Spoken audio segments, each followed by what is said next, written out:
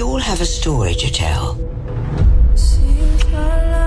But what makes each one different is not how the story ends, but rather the place where it begins.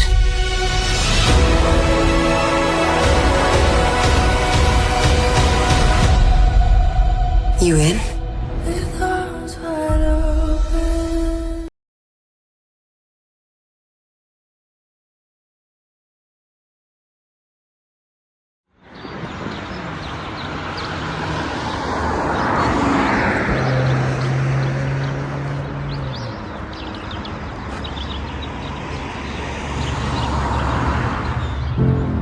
Hi Sparrow Day, we're Bennett and Nicole Peacebennet. What we love about the church is that no matter what, no matter your background, your story matters here. And the overall prevailing message is that love is always going to win. A lot of times in church communities, we're told that we have to have everything together even when it's falling apart, that we have to have the right answers, and that we have to be okay even when we're not okay.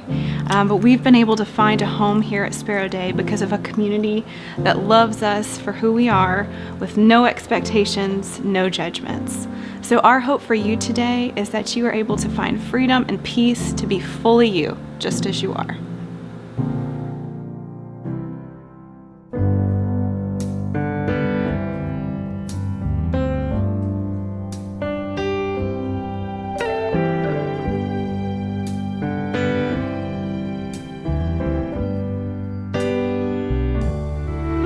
There's a light in the darkness,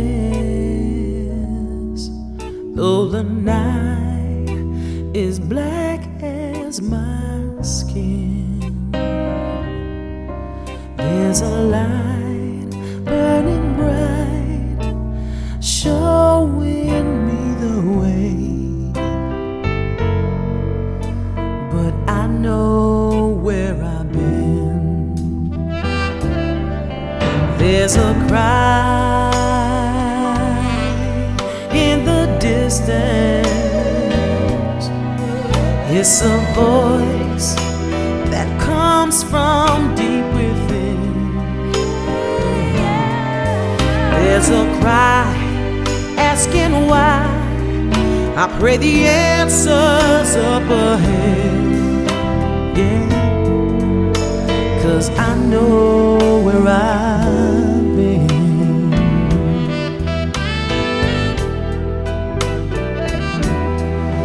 There's a road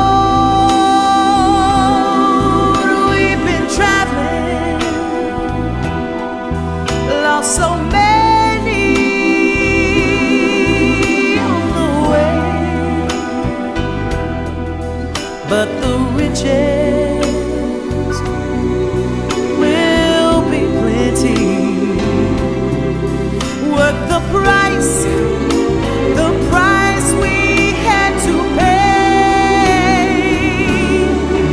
There's a dream with the future. There's a struggle that we have yet to win. And there's pride in my heart, 'cause I know where I'm going. Yes, I do. And I know where I've been. Yeah. There's a road we must travel. There's a promise. There is a promise we must make.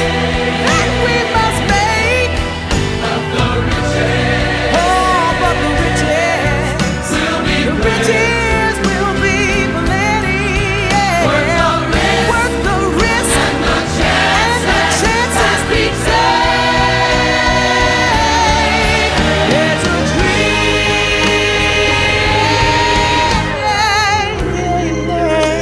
in the future. There's a struggle that we have yet to win. Use that pride in our hearts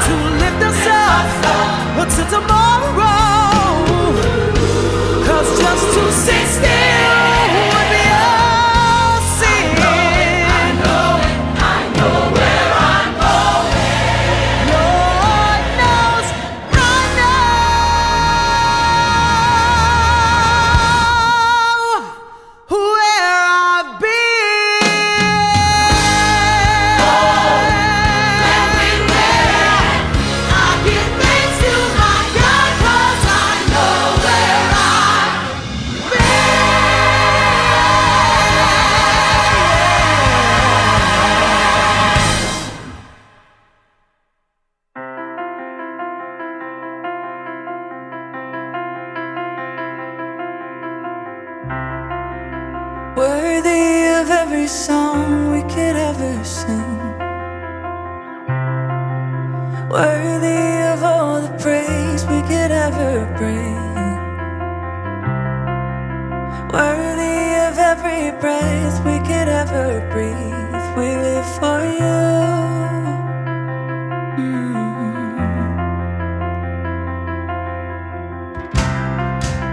Jesus, the name above every other name. Jesus, the only one could ever save. Worthy of every breath we could ever breathe. We live for you. We live for you. And holy, there is no one like you. There is none beside you. Open up my eyes in wonder and show me who you are and fill me with your heart and lead me in your love to those around me.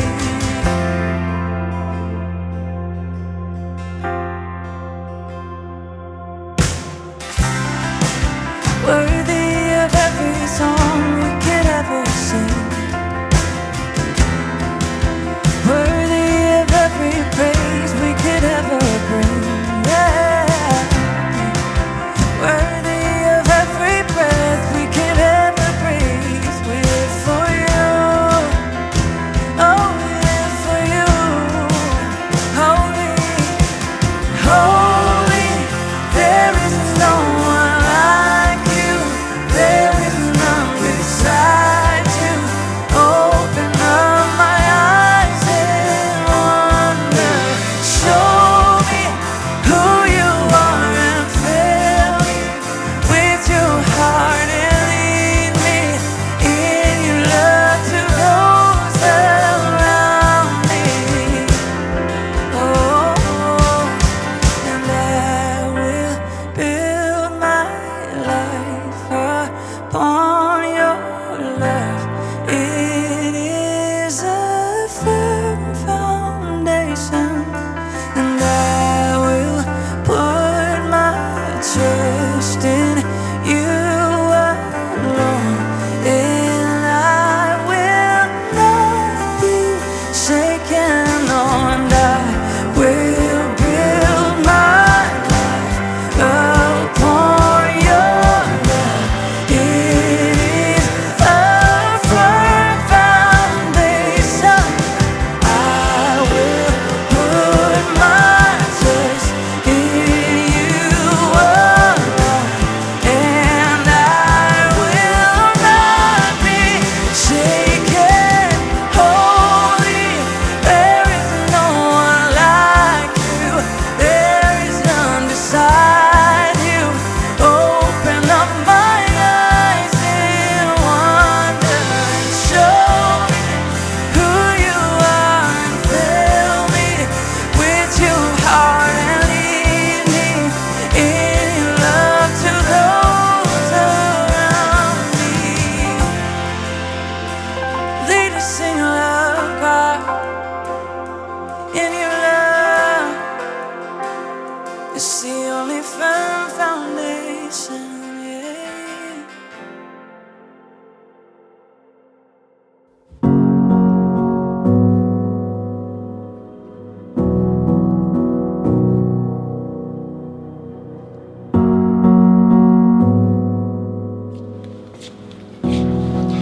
Well, hey everybody, and welcome to Sparrow Day. My name is David Perez, and I am the lead minister of this very unique church.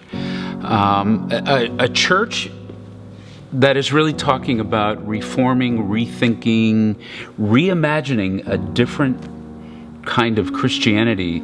That's why so many of you have been tuning in and watching, because you're going through your own faith shift. You're going through your own faith evolvement. You are spiritually deconstructing. And our church talks about that and welcomes that. and explores that. And I know there are so many who are talking about it these days. There are so many who are scared of it these days that they're speaking against it. I hear it all the time. But what's amazing is our hearts just know. We just know we're being held. And we still know that we're very much attached to our faith and to our relationship with God, regardless of if a certain doctrine or certain beliefs or a certain subculture is no longer working. And listen, you may be, as you're shifting, you may be scared yourself. Listen, when I was going through my shift about 10, 12 years ago, after a 30-year evangelical identity, it was very scary. But you're safe here, and you're safe to ask, you're safe to explore, you're safe to doubt. So wherever you're watching, welcome. And I know folks are watching from all over the world. I see it in our YouTube stats. In fact, just this week, we received a nice note from Australia on our YouTube channel. So Arthur, wherever you are in Australia, this is a shout out to you, and thanks so much for finding us. And again, wherever you are, whether it's Southern California, Chicago, the UK, New Zealand, somewhere else in the United States, maybe you're not even in this room in Nashville, you're somewhere in Nashville. Welcome to Sparrow Day.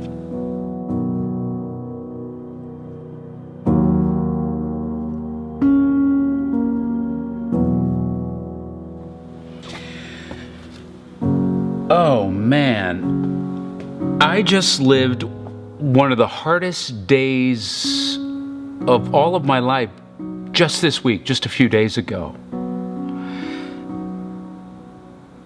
I had to say goodbye to our 22-year-old baby, Sophie, who finally left home in what seems for good to begin her grown-up life in the ad business in New York City. I flew with her there and dropped her off. Now, when Sophie left Nashville to go to college in Boston, that was super hard, but it was much different than this. And when she was sidelined because of the pandemic, Liz and I got to have her back for a year. But then this day of goodbye finally came, and it was just this week. Now, here's the reality. I knew it would come all along. I knew it would come right from the beginning.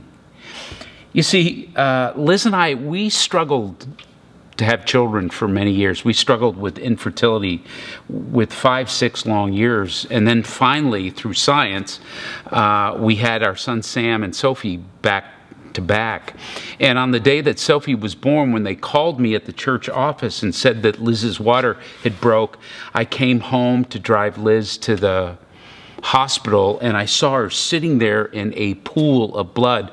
I go, oh, no, this is no normal water breaking. And it wasn't. Liz and especially Sophie were in trouble. So we had to go to the hospital in an ambulance, and the next 90 minutes we just hoped and prayed they would save Sophie, and they did.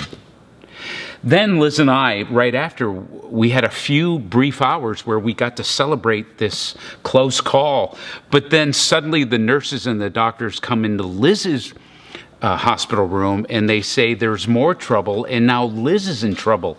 She hasn't stopped bleeding internally since the ambulance ride, and they now needed to do corrective emergency surgery to save her. At that time, my dad is now retired, but at that time, my dad was a New York OB/GYN, and so he gets on the phone with Liz's OB, and then they hand the phone back to me. And I'll never forget what my dad said to me. He goes, David, pregnancy and bleeding do not go well together, and Liz is in a tough spot, and if they can't stop her bleeding, this is not going to go well for her. So Liz was in surgery and recovery for the next several hours. And then over the following 24, it was touch and go and wait and see. So I was the one who had to feed Sophie her bottles initially. Liz was out of commish, so it would be me. And there I'd be holding this newborn that we were so lucky to have, not sure if Liz would make it, and tears would be coming down my eyes. And I would just have this conversation with her like, Sophie, it might just end up being you and Sam and me. Well, finally, we got through all of that, and after several days, we were then able to come home. And I remember it just hit me, that intense bond going, oh my gosh, someday she'll be ripped from me again, and someday she's going to leave. And that day was this week. And as I said goodbye to her in New York and just about to jump into the Uber with tears coming down both of our eyes, and Sophie keeps saying, Dad, I'll be okay, I'll be okay. Of course, there was this grief that I had. You know, the grief was the death of something, of letting go of something. I was also flushed with this assurance of new life. Something new was happening. Something new was resurrecting.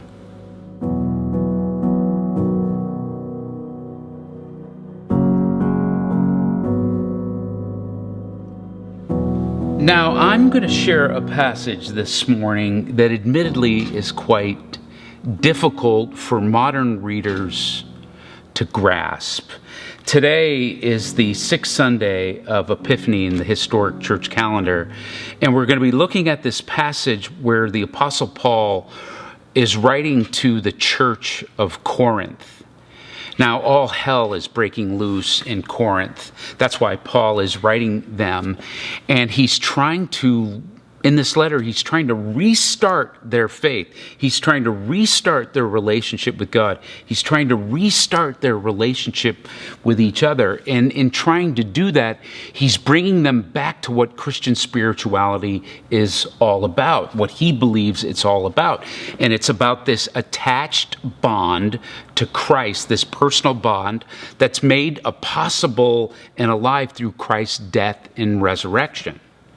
Now, what's happening here in Corinth is what happens often in human conversations about our own mortality. The people are debating and arguing about what happens to us when we die. I mean, this is just so human in our wondering, no matter what era we live in. You know, we might have a religious belief or some sort of belief about what life after death, but you don't really know, right? We don't really know. It's something we look to and have to wait for. So in their uncertainty, Paul is sort of going, okay, you may not know about you, but we do know what happened to Jesus. He was crucified and then he rose. And he's kind of saying to them, how do we know? It's because that people saw him live, then people saw him die, and then people saw him live again. He ate with them, he interacted with them. There were witnesses. And so they got to experience resurrection as a reality. And so at times Paul's having a difficulty explaining it to people who are now removed from that. They're not witnesses to that. This is why the passage I'm going to read to you is difficult for us, my gosh, for the Corinthians years after. As modern readers, we're 2,000 years removed. So let me read this passage, and admittedly, we may wrestle with it. So here Paul is writing to the Corinthian church. All hell is breaking loose, and he's trying to bring them back. We tell everyone that Christ was raised from death. So why do some of you say that people will not be raised from death? If no one will ever be raised from death, then Christ has never been raised. And if Christ has never been raised, then the message we tell is worth nothing, and your faith is worth nothing. And we will also be guilty of lying about God because we have told people about him, saying that he raised Christ from death. And if no one was raised from death, then God never raised Christ from death. If those who have died are not raised, then Christ has not been raised either. And if Christ has not been raised from death, then your faith is for nothing. And those in Christ who have already died are lost.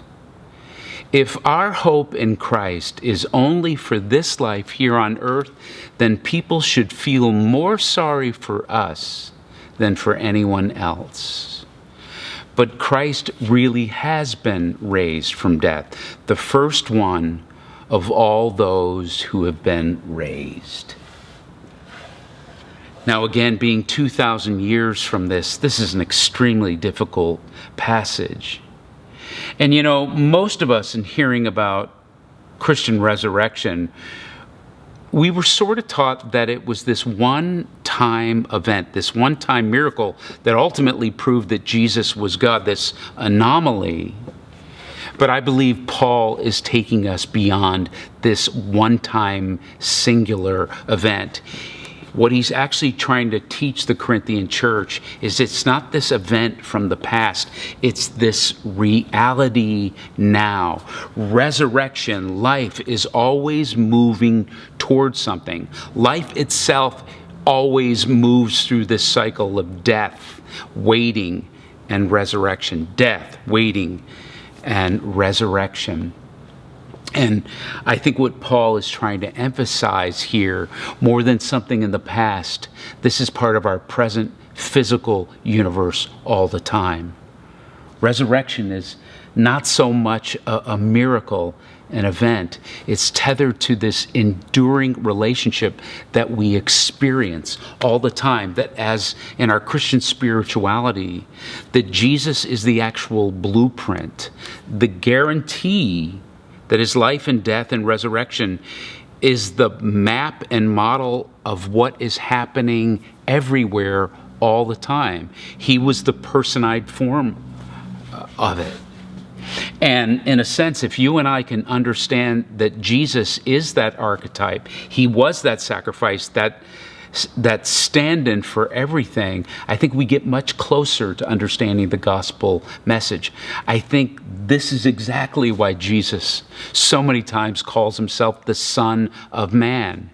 His resurrection is not so much of a miracle that we have to argue about or try to prove or disprove or defend or give evidence for, but it's this reality, it's this whole life process. And when we're participating in life, we're participating in something that is ongoing and eternal. And so I know for those of us who hold to our Christian belief and our Christian tradition, when it comes to Christ's resurrection, it was sort of forced on us to think, okay, it's this one-time event long ago that you need to believe in. But Paul here, and even when you look at Jesus' teaching, resurrection is beyond that. It's much more than that. It's that it's beyond an event, a time, and if we just make it that, we may miss what resurrection is. The point of it is entirely. The concept of Christian resurrection, it's actually the way we relate to all reality in general. Resurrection is this interesting collide, this ongoing collide between the cycles of life, death, grace, and life anew. This is what resurrection is. Now, death, at least in Christendom and in our Christian understanding, death isn't just physically dying. It's not just the extinction of life. But it means we go to the full depths of things where we have to come face to face with letting certain things go or no longer letting things control us. So therefore, we actually face many deaths in our life. This is exactly what I was going through this past Monday. I was seeing the death of an era, a certain phase of my life and my daughter's life. It's now over. So we go through many deaths. And so many times when we come to these kind of points, these kind of tipping points, these deaths, if we insist on denying them, if we can't let them go, we have to hold on. If we then blame or run away from, we just nullify the real growth, the resurrection after that.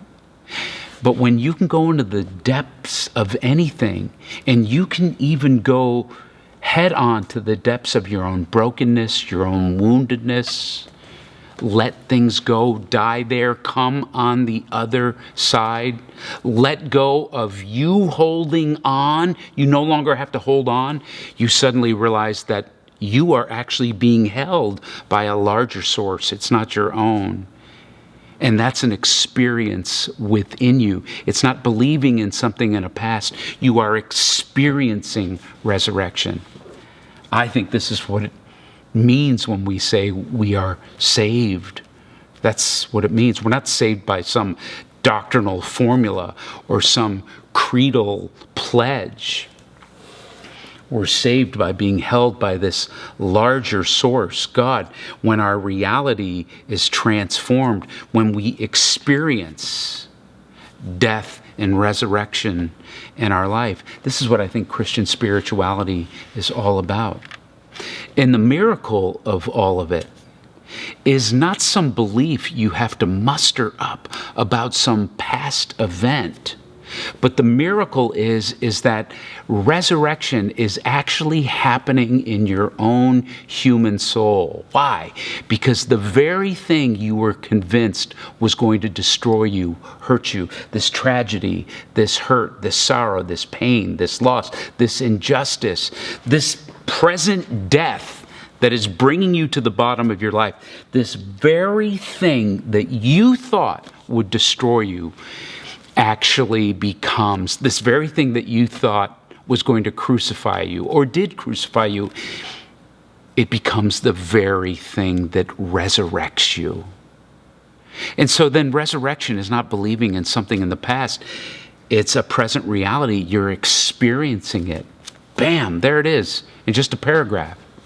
And I think this is what Jesus was doing all the way up to his final words of, Father, into your hands I commit my spirit. Resurrection is not some past thing I muster up a belief. Resurrection is the reality now. And for the Christian, resurrection becomes the center point of how all reality works now, everywhere, for all time. And so what happens is then Christ teaches a different way for us to live. So now we face a different way to face our pain, our sadness, our suffering.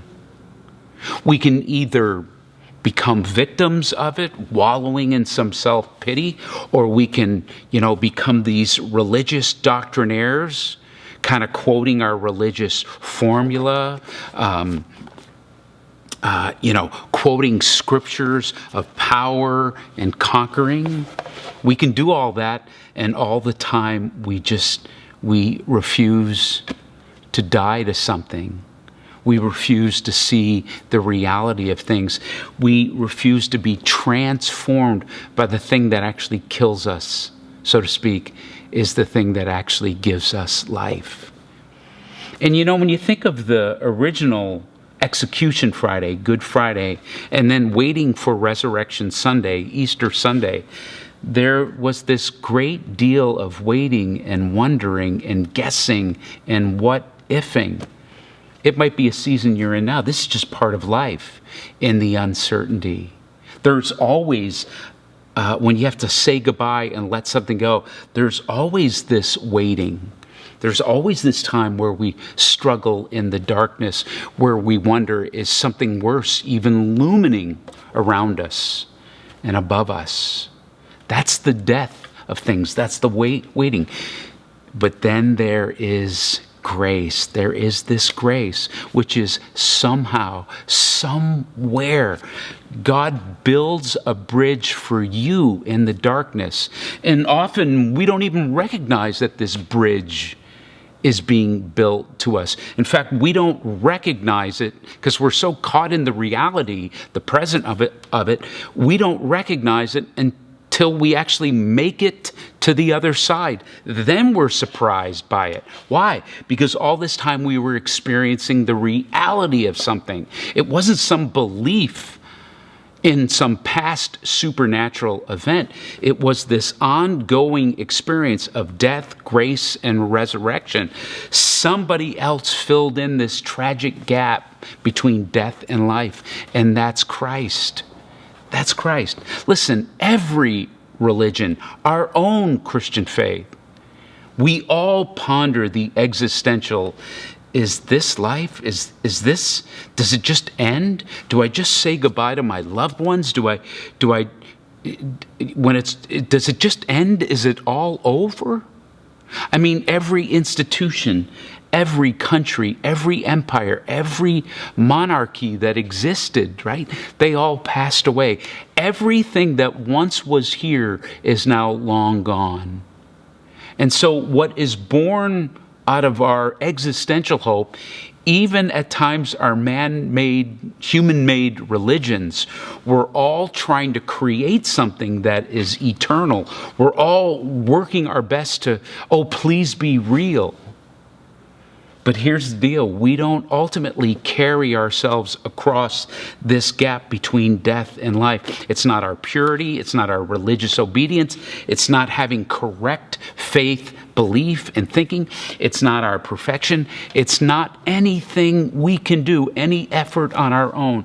It's all grace. It's just this grace, this gift that God offers to every person on the planet. That's the good news. And you see, here's the really good news that has been announced in our entire Christian tradition. And you know what that is? The good news is this: because of this death, grace, and resurrection, everything, and now we're finally indestructible. We're finally inevitably resilient. Why? Why? Because the very thing that you thought would crucify you and destroy you is the very thing that transforms you, is the very thing that brings you life. Resurrection is not some past event. It's this ongoing reality that is happening in your life. I said goodbye to my daughter. There was the death of something, but now it will give new life to something. Of course, I'm in my waiting time. She is too, to see what that is. But this is the entire circle of our tradition. I think this is what it means when we say we are saved by the death and resurrection of Christ. It's not some simple formulaic belief that I apply and then I call that faith. It's the very essence of current reality. It's the very essence of all things for all of us, for all time, all around us, and able to happen in all.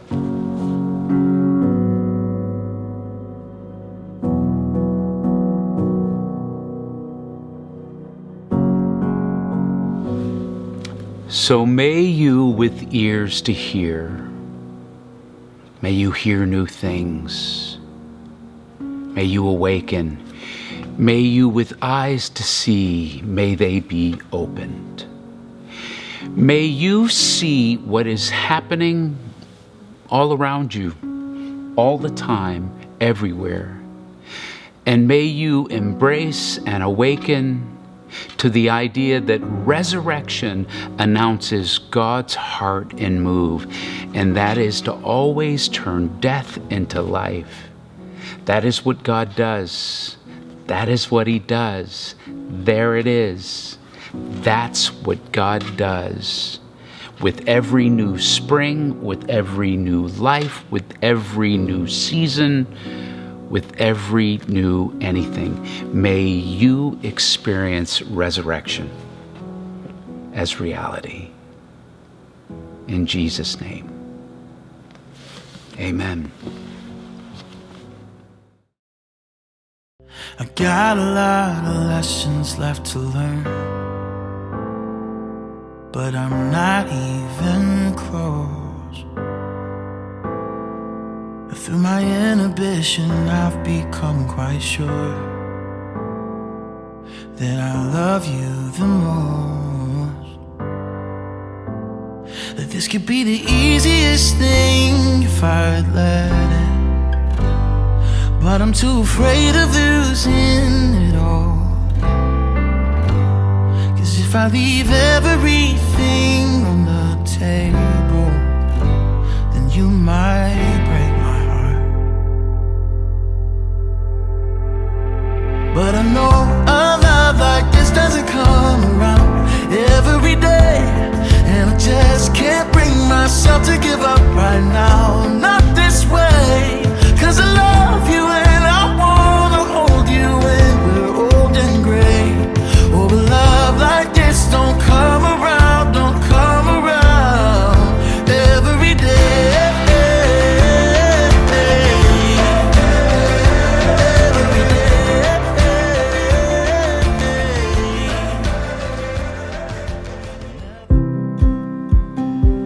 Well, that's our service for today. I'm India Lacerda, the elementary director here at Sparrow Day.